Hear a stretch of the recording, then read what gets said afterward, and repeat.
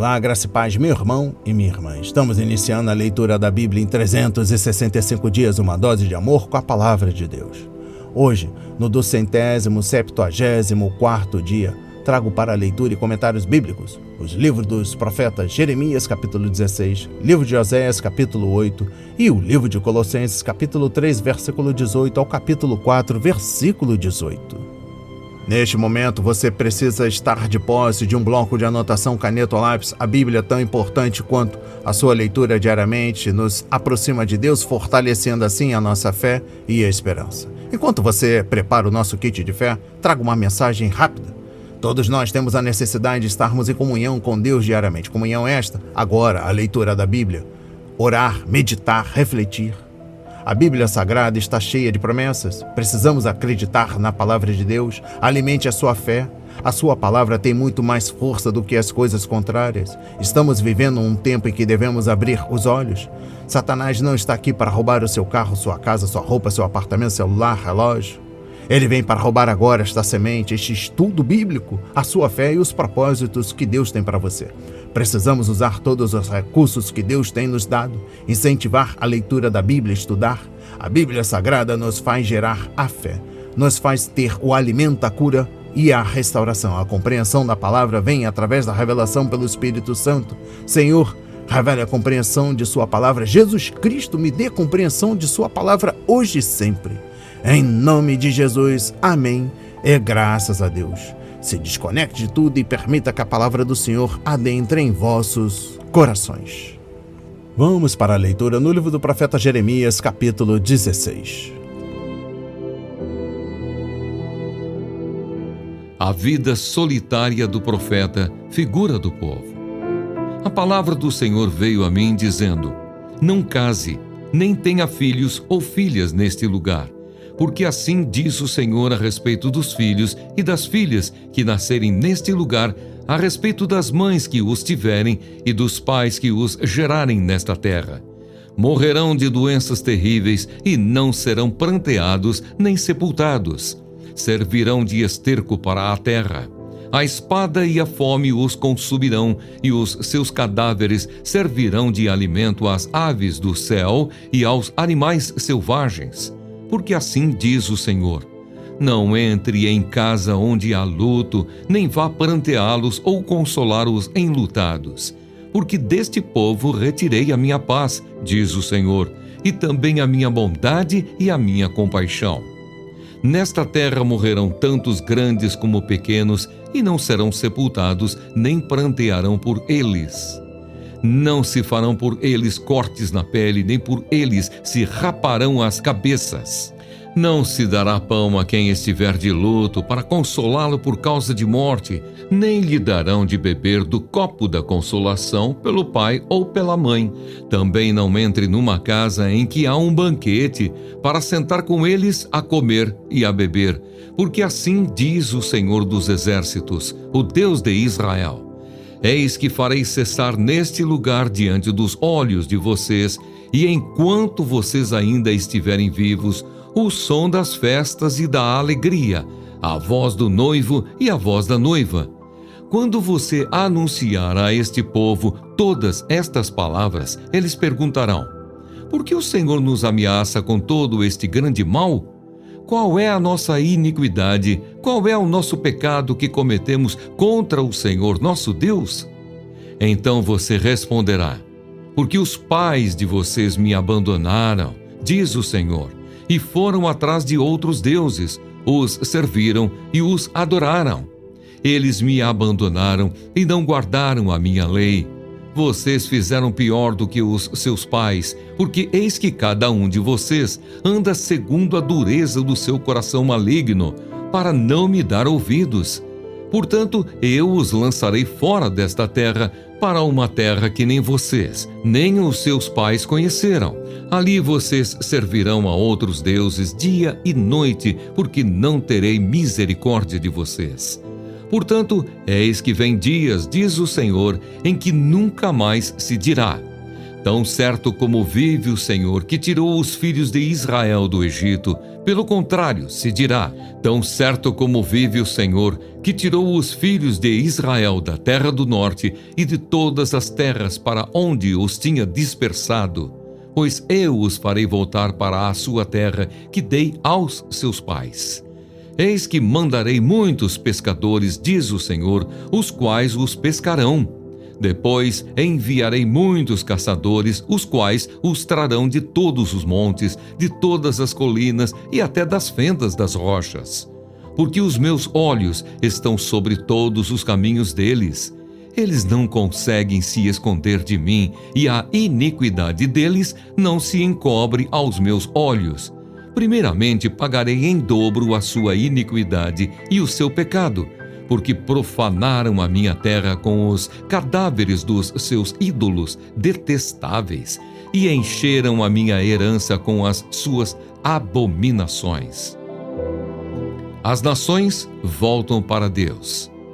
Ó Senhor, minha força e minha fortaleza, meu refúgio no dia da angústia, a ti virão as nações desde os confins da terra e dirão: nossos pais herdaram só mentiras e coisas vãs, em que não há proveito. Será que o ser humano pode fazer os seus próprios deuses? Esses não são deuses de verdade. Portanto, eis que lhes farei conhecer, sim, desta vez, lhes farei conhecer a minha força e o meu poder, e saberão que o meu nome é Senhor. Amém. Compreendendo o livro do profeta Jeremias, capítulo 16. Exposição bíblica dos versículos 1 a 9. O Senhor proibiu a Jeremias 3 aspectos normais e importantes na vida de todo homem: casar-se, prantear pelos mortos e participar de festas. Era esperado que todo homem judeu se casasse por volta dos 20 anos de idade. De fato, os rabinos prenunciavam uma maldição sobre quem se recusasse a casar e gerar filhos. Certamente Jeremias teria gostado de ter uma esposa amorosa para encorajá-lo, mas ele não poderia desfrutar dessa bênção. Exposição bíblica dos versículos 10 a 13. Pode parecer estranho às pessoas perguntarem por que Deus decreta julgamento tão terrível sobre seu povo. Acontece que os israelitas conheciam os termos da aliança e da extensão dos próprios pecados, mas haviam sido enganados pelos falsos profetas. Estavam confortáveis com seus pecados e com a consciência morta. Sua teologia nada bíblica lhes tinham dado uma falsa garantia de que Deus nunca abandonaria seu povo, nem permitiria que os gentios profanassem a cidade santa e o templo. Como eles estavam errados. Exposição bíblica dos versículos 13 a 18. Jeremias usou várias imagens para descrever o cativeiro. O verbo lançar é usado em relação a arremessar uma lança ou a enviar uma tempestade contra um barco. Conforme Jonas 1, versículo 4, Deus estava removendo violentamente seu povo para que a terra pudesse ser curada e a nação purificada, conforme 2 de Crônicas, capítulo 36, versículos 14 a 21. Jeremias também usou metáforas como pesca, caça e retribuição, conforme capítulo 16, versículos 16 a 18. Exposição bíblica dos versículos 14 e 15. Na ira, Deus se lembra da misericórdia, conforme Abacuque 3, versículo 2, Jeremias deu ao povo uma mensagem de esperança. Os exilados um dia retornariam para sua terra. Tão grande seria essa libertação que seria vista como um segundo êxodo e superaria em muito a glória da saída de Israel para fora do Egito. Mais tarde, o profeta explicou que exilados ficariam na Babilônia por 70 anos, conforme Jeremias capítulo 25, bem como que um remanescente fiel retornaria à terra, reconstruiria o templo e estabeleceria a nação, conforme capítulo 23, versículo 3, capítulo 31, versículo 7 a 9. Eles voltariam como um povo que foi castigado e que não se voltaria mais para os ídolos das nações gentílicas. E eu encerro a compreensão do livro do profeta Jeremias, capítulo 16, trago a exposição bíblica dos versículos 19 a 21. Em uma explosão de fé e de alegria profética, Jeremias viu não apenas a reunião do remanescente judeu, mas também a vinda das nações gentílicas, dos confins da terra, para adorar ao Deus vivo e verdadeiro de Israel. Isaías teve a mesma visão, conforme Isaías 2, versículos 1 a 5, capítulo 11, versículos 10 a 16 e capítulo 45, versículo 14. Assim como Zacarias, conforme Zacarias 8, versículos 20 a 23. Os gentios confessarão seus pecados de idolatria e admitirão que os ídolos são inúteis. Então será anunciado a eles sobre o Senhor. Do mesmo modo, o trabalho da igreja hoje é espalhar a mensagem do Evangelho pelos 4 cantos do mundo, para que pecadores abandonem seus falsos deuses, quaisquer que sejam, e confiem em Jesus Cristo, o único Salvador. Vamos para a leitura no livro do profeta Oséias, capítulo 8. O castigo está próximo. Toque a trombeta. Ele vem como a águia contra a casa do Senhor, porque transgrediram a minha aliança e se rebelaram contra a minha lei. Eles me invocam dizendo: Nosso Deus, nós, Israel, te conhecemos. Mas Israel rejeitou o que é bom, o inimigo o perseguirá. Eles estabeleceram reis, mas não da minha parte. Constituíram príncipes, mas eu não o soube. Com a sua prata e com o seu ouro fizeram ídolos para si, para sua própria destruição. O seu bezerro, ó Samaria, é rejeitado. A minha ira se acende contra eles. Até quando eles serão incapazes da inocência? Porque esse bezerro vem de Israel. É obra de artífice, não é Deus. Esse bezerro de Samaria será quebrado em pedaços, porque semeiam ventos e colherão tempestades. O cereal que estiver por ser colhido não terá espigas e não haverá farinha. E se houver, os estrangeiros a comerão. Israel foi devorado. Agora está entre as nações como coisa de que ninguém se agrada, porque foram pedir ajuda à Assíria como um jumento selvagem que segue o seu próprio rumo. Efraim contratou amantes. Todavia, ainda que contratem amantes entre as nações para socorrê-los, eu os reunirei para juízo. Já começaram a definhar sob a opressão do poderoso rei. Visto que Efraim multiplicou altares para pecar, estes altares lhe serviram para pecar. Embora eu lhe escreva a minha lei em 10.000 preceitos, estes seriam tidos como coisa estranha. Amam o sacrifício, por isso sacrificam, pois gostam de carne e a comem, mas o Senhor não os aceita. Agora ele se lembrará da iniquidade deles e castigará os pecados que cometeram. Vou mandá-los de volta para o Egito, porque Israel se esqueceu do seu Criador e edificou palácios, e Judá multiplicou cidades fortificadas. Mas eu enviarei fogo contra as suas cidades, fogo que consumirá os seus palácios. Amém. Compreendendo o livro do profeta Oséias, capítulo 8. Exposição bíblica dos versículos 1 a 6. O templo do Senhor, conforme versículo 1, refere-se à nação de Israel como uma comunidade ou casa, pois o povo era a morada de Deus, conforme capítulo 9, versículo 15 e Êxodo 15, versículo 17, Números 12, versículo 7. A águia assíria estava prestes a descer e destruir a casa do Senhor. Isso aconteceria porque a nação estava inclinada à idolatria e os líderes não estavam buscando a vontade de Deus em suas decisões. Compreendendo o versículo 1, pela primeira vez Oséias pediu que soasse um alarme, conforme capítulo 5, versículo 8. De acordo com Números 10, os judeus usavam trombetas para anunciar ocasiões especiais. O som daqueles instrumentos servia como alarme era usado para reunir o povo para as assembleias e também para chamá-lo à guerra. Este chamado era um alerta de trombeta, porque o inimigo estava a caminho e Deus dava sua oportunidade ao povo para se arrepender. Mais uma vez, Oséias usou uma série de imagens cotidianas para mostrar o que Deus faria ao povo por causa do pecado.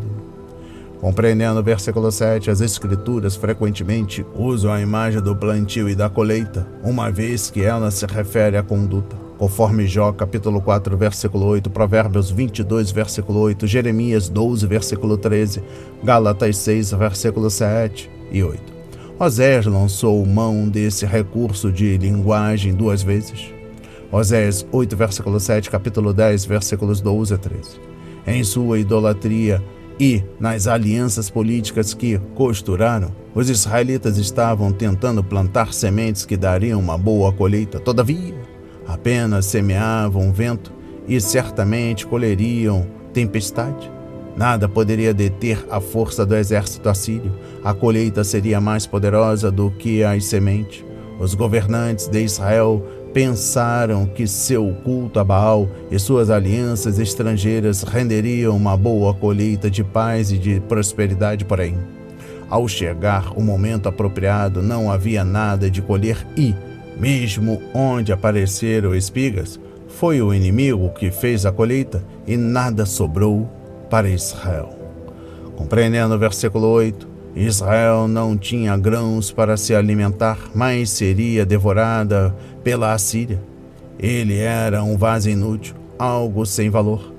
A condescendência dos israelitas com o pecado os havia desvalorizado tanto que eles não tinham valor algum para a comunidade das nações.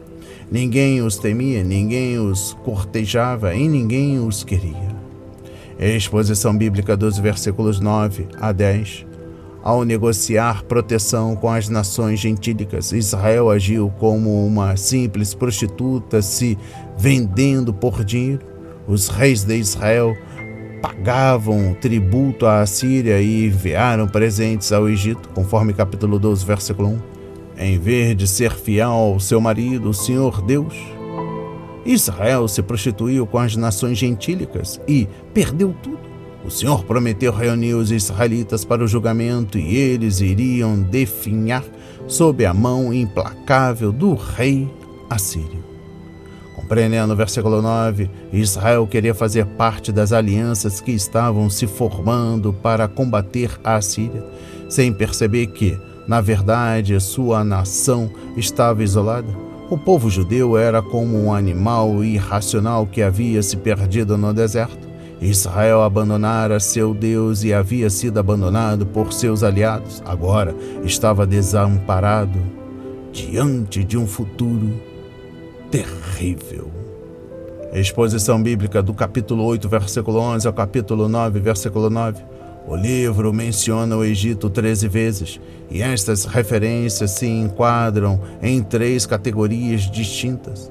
Passado, o êxodo dos judeus das terras do faraó, conforme capítulo 2, versículo 15, capítulo 11, versículo 1, capítulo 12, versículos 9 e 13 e capítulo 13, versículo 4. Presente, as alianças profanas de Israel com os egípcios, conforme capítulo 7, versículos 11 e 16, capítulo 12, versículo 1.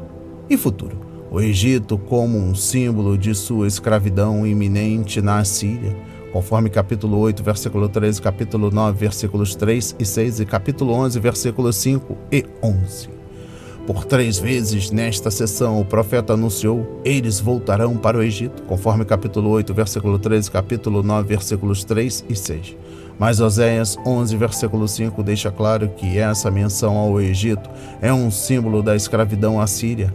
Acaso não voltarão ao Egito e a Assíria não os dominará? E eu encerro a compreensão do livro do profeta Oséias, capítulo 8, trago o versículo 14. Em vez de confiar na proteção do Senhor contra a Síria, Israel fortificou suas cidades e buscou a ajuda de nações estrangeiras. Do ponto de vista espiritual, isso era o mesmo que se prostituir. Vamos para a leitura no livro de Colossenses, capítulo 3, versículo 18 ao capítulo 4, versículo 18. os deveres em casa. Esposas, que cada uma de vocês se sujeite a seu próprio marido, como convém no Senhor. Maridos, que cada um de vocês ame a sua esposa e não a trate com amargura. Filhos, em tudo obedeçam a seus pais, pois fazer isso é agradável diante do Senhor. Pais, não irritem os seus filhos para que eles não fiquem desanimados. Servos, obedeçam em tudo a seus senhores aqui na terra, não servindo apenas quando estão sendo vigiados, visando somente agradar pessoas, mas com sinceridade de coração, temendo o Senhor. Tudo o que fizerem, façam de todo o coração, como para o Senhor e não para as pessoas, sabendo que receberão do Senhor a recompensa da herança. É a Cristo, o Senhor, que vocês estão servindo. E quem fizer injustiça, receberá em troca a injustiça feita. E nisto ninguém será tratado com parcialidade. Senhores, tratem os seus servos com justiça e igualdade, sabendo que também vocês têm um Senhor no céu. Conselhos finais. Continuem a orar, vigiando em oração com ação de graças. Ao mesmo tempo, orem também por nós, para que Deus nos abra uma porta à palavra, a fim de falarmos do mistério de Cristo, pelo qual também estou algemado. Orem para que eu torne esse mistério conhecido, como me cumpre fazer. Sejam sábios no modo de agir com os que são de fora e aproveitem bem o tempo. Que a palavra dita por vocês seja sempre agradável, temperada com sal, para que saibam como devem responder a cada um. Saudações. Quanto à minha situação, Tíquico, irmão amado, fiel ministro e conservo no Senhor, lhes dará todas as informações. Eu o estou enviando com o expresso propósito de lhes dar conhecimento da nossa situação e de alentar o coração de vocês. Com ele estou enviando Onésimo, o fiel e amado irmão, que é da igreja de vocês. Eles contarão a vocês tudo o que está acontecendo aqui. Aristarco, que está preso comigo, manda saudações. E também Marcos, primo de Barnabé. A respeito dele, vocês já receberam instruções. Se ele for até aí, recebam-no bem. Também Jesus, conhecido por Justo, manda saudações. Estes são os únicos da circuncisão que cooperam pessoalmente comigo pelo reino de Deus. Eles têm sido o meu consolo. Epáfras, que é da igreja de vocês, manda saudações. Ele é um servo de Cristo Jesus que está sempre lutando por vocês em oração, para que vocês se conservem maduros e plenamente convictos em toda a vontade de Deus. E posso testemunhar a respeito de Epáfras, de que muito se empenha por vocês, pelos de Laodiceia e pelos de Hierápolis. Lucas, o médico amado, e também Demas mandam saudações. Saúdem os irmãos de Laodiceia, bem como Ninfa e a igreja que se reúne na casa dela. E depois que esta carta tiver sido lida entre vocês, façam com que seja lida também na igreja dos Laodicenses. E vocês leiam também a carta que vier de Laodiceia. E digam a Arquipo: atente para o ministério que você recebeu no Senhor, cumprindo bem a sua tarefa. A saudação é de próprio punho. Paulo. Lembrem-se das minhas algemas. Bênção. A graça esteja com vocês. Amém. Compreendendo o livro de Colossenses, capítulo 3, versículo 18 ao capítulo 4, versículo 18. Capítulo 3. Trago a exposição bíblica, capítulo 3, versículo 18 ao capítulo 4, versículo 1. De onde recebemos o poder para amar, para nos submetermos e para obedecer? Do Senhor. Se estivermos usando as roupas da graça descritas anteriormente, conforme capítulo 3, versículos 5 a 14, e se tivermos o coração cheio da paz de Cristo e da palavra de Cristo, então contribuiremos para a alegria e a harmonia do lar. Se vivermos para agradar a Cristo, em primeiro lugar, os outros, em segundo, e a nós mesmos, por último, construiremos casamentos sólidos, lares espirituais e relacionamentos fortes. A plenitude do Espírito e a plenitude da palavra são necessárias em casa. Se os membros da família forem controlados pelo Espírito de Deus e pela palavra do Senhor, eles serão alegres, agradecidos e submissos e terão poucas dificuldades para se dar bem uns com os outros. Da mesma forma, patrões e empregados cristãos irão tratar uns aos outros de maneira justa se estiverem cheios do Espírito e da palavra. Ainda dentro do capítulo 3, trago a exposição bíblica dos versículos 18 a 19. Um casamento feliz não acontece automaticamente, é algo em que devemos trabalhar o tempo todo. Quando andamos com Cristo em submissão a Ele, não temos problemas algum em nos submeter um ao outro e procurar servir um ao outro, mas onde houver egoísmo haverá conflito e divisão.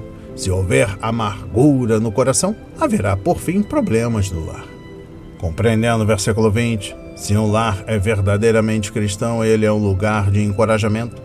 Nesse lar, o filho encontra refúgio nas batalhas e ainda assim força para enfrentá-las e carregar os fardos da crescente maturidade. Ele encontra ali corações amorosos, olhos e ouvidos atentos e mãos amigas. Assim, não vai desejar estar em outro lugar. O lar supre suas necessidades. Nesse tipo de lar, é natural que o filho confie no Senhor e queira viver para Ele. Capítulo 4. Exposição bíblica dos versículos 5 a 6. Como cristãos, jamais devemos ter a pretensão da superioridade em termos de santificação. Temos a responsabilidade de testemunhar aos perdidos à nossa volta e procurar trazê-los para a família de Deus. Então, para começar, temos a obrigação de viver com sabedoria, conforme versículo 5. Isso se refere à nossa conduta na vida diária. Os não salvos observam a nós, os cristãos, e nos criticam muito. Não deve existir nada em nossa vida que comprometa nosso testemunho. Além disso, também devemos falar com eles e compartilhar a mensagem do Evangelho com eles, conforme versículo 6. Mas devemos tomar cuidado para que nossas palavras sejam controladas pela graça, a fim de que mostrem Cristo e glorifiquem o Senhor. Exposição bíblica dos versículos 7 a 9. Paulo não explicou os detalhes de sua situação pessoal nesta carta. Ele deixou que seus dois irmãos espirituais, Tíquico e Onésio, partilhassem os encargos com a igreja de Colossos. Podemos compartilhar nossas necessidades e encargos com os outros. Assim, eles podem nos encorajar e nos ajudar. Esses dois homens tinham um ministério duplo para encorajar os cristãos de Colossos e informá-los sobre a situação de Paulo. E eu encerro a leitura da Bíblia em 365 dias e também da compreensão do livro de Colossenses, capítulo 3, versículo 18 ao capítulo 4, versículo 18. Trago a exposição bíblica do capítulo 4, dos versículos 10 a 18. Era costume nos dias de Paulo encerrar todas as cartas com saudações pessoais. Os amigos não se viam com tanta frequência e o serviço postal era muito lento e limitado. Sem dúvida, as saudações de Paulo eram muito mais do que sociais. Elas expressavam uma preocupação espiritual genuína do apóstolo em relação aos seus amigos. As palavras de hoje foram semeadas para as nossas vidas, para a honra e a glória do Senhor. Receba este alimento diário, não hesite, compartilhe.